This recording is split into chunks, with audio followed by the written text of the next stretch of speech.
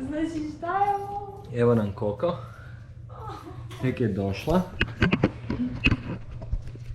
Budući da je tek došla, mi ćemo odmah izaći fino van.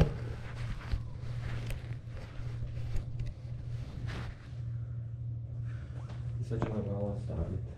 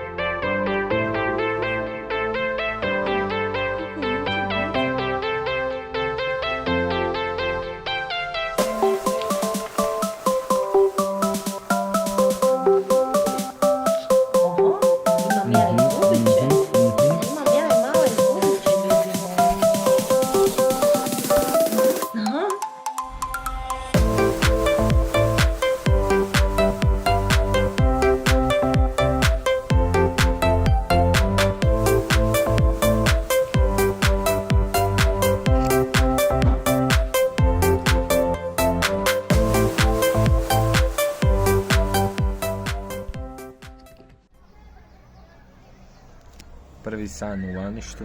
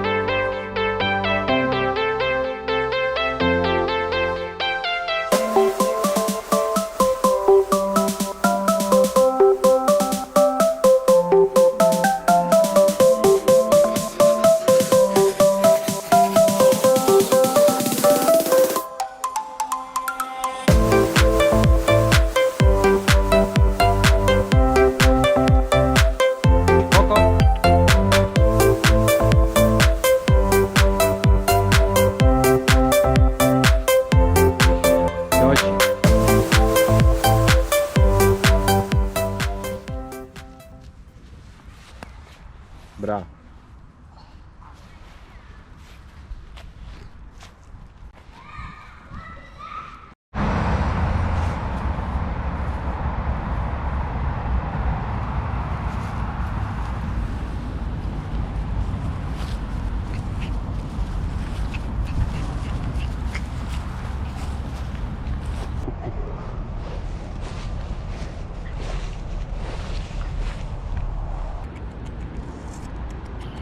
Di je kile, Manile? Di je kile? Di je kile?